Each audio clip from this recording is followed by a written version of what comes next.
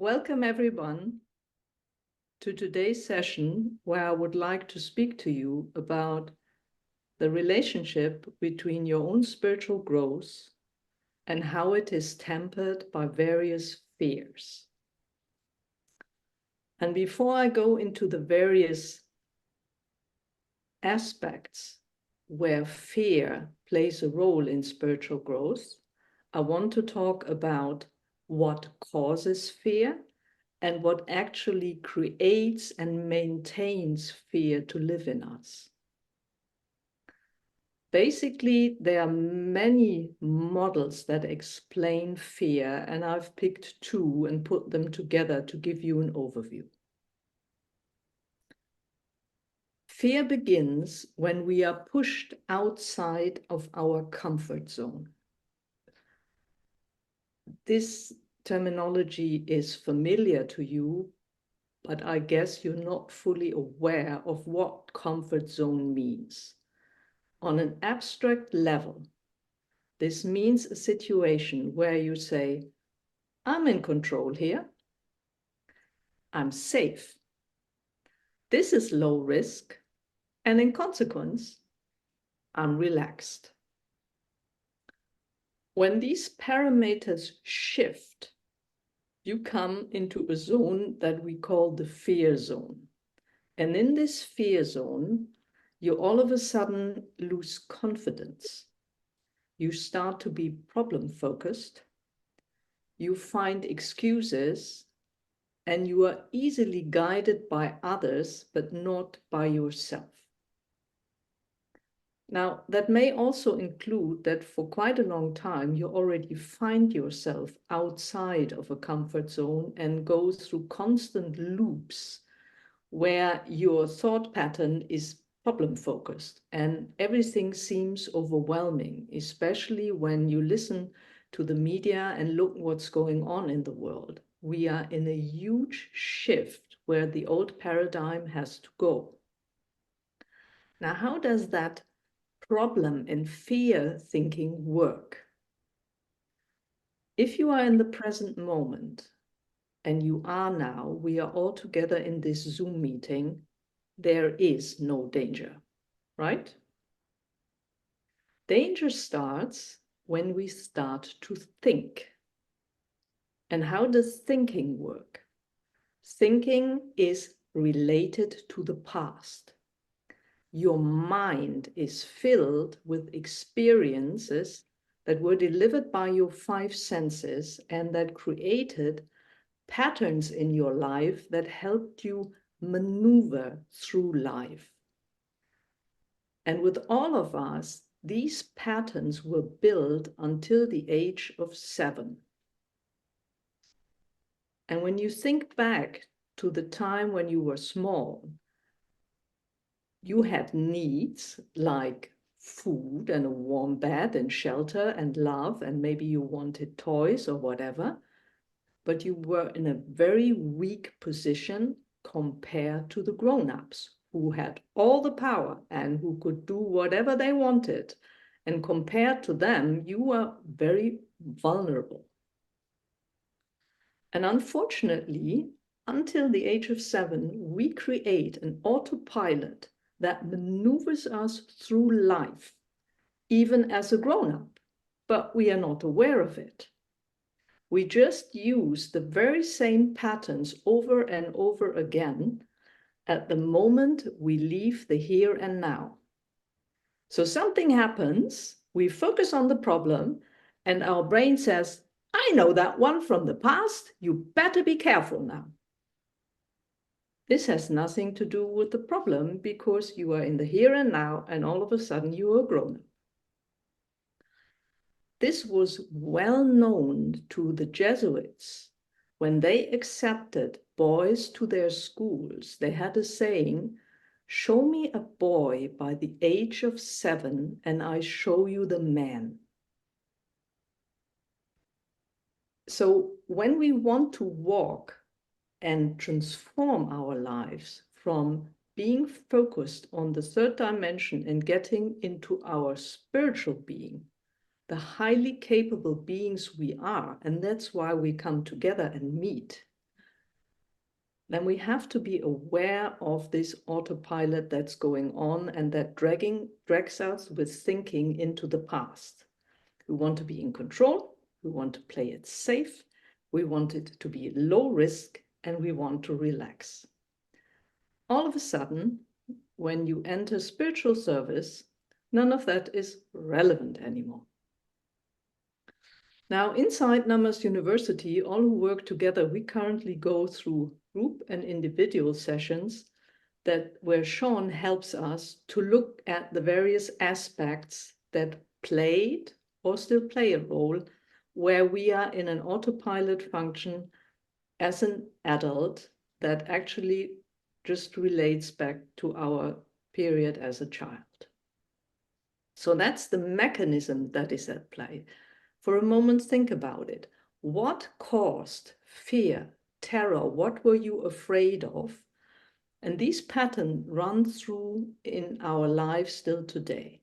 So either what we do is we immediately go into a fighting position when somebody drops a certain word, or we try to avoid it,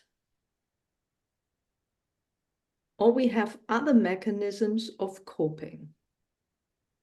I was recently in a conversation with a gentleman who was interested in his spiritual development, and a short while later he said, I don't want to be seen with you. See the conflict? On the one hand, the gentleman wanted to develop spiritually, and on the other hand, he perceived it dangerous, meaning I'm outside of my comfort zone as a businessman, being seen with a former businesswoman who now lives a spiritual path. And we make these trade-offs. And unless we stop that, our spiritual growth is limited. And when we still run that fear, we are in fear number one, which I would call the fear of survival. And as an adult, on a professional level, the fear of being ridiculed for taking an interest in our spiritual development while we still are in the professional field as whatever kind of profession we follow, because the majority of the people doesn't do so. So we, by showing our personality, and that this includes our spiritual growth and development, immediately hurt their comfort zone. Oh, this colleague, I can't control him or her anymore. This business partner, I can't control him or her anymore. Is that safe? This is not relaxing. This is causing me discomfort. And what you get is either attacks or words of ridicule. But this has nothing to do with you. It's their inner fear pattern that is running.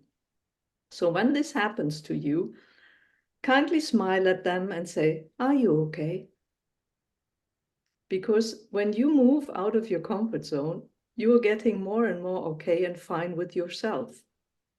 You will be relaxed and calm and composed, independent of what is happening in the world. So when your soul connection is stable, you know who you are, you know why you are here, and nothing much matters, because when you stay in the present moment, your upper guidance, your intuition will tell you exactly which way to go, and then you use your thinking to get the practical parts into motion. But you're not the servant or the slave of a fearful thinking anymore. Once you enter spiritual work in teams, you come, so to speak, as an apprentice. And you will encounter people who are much more capable than you. At least that's what you think. And all of a sudden you have the fear of not being good enough. Am I capable of this? Is that a mistake? That's a question I raised for a couple of years when I was the junior on energy work projects. It was difficult for me to understand that the others were in the position of mentoring me and giving me the time and having the respect and giving me the space to grow naturally. There was no pushing, there was no demands. All of a sudden, When I calmed down, things were given to me, and they took care of that. So each of us is either or was brought up by those who are a bit further along the path. So don't fall into the trap of the fear of I'm not good enough. That's third dimensional pressure keeping you under control, keeping you under wraps. That's a childish behavior of someone who is fearful. You are extremely capable. You know that in the meantime, you're a cosmic being, not just someone running around in a human body.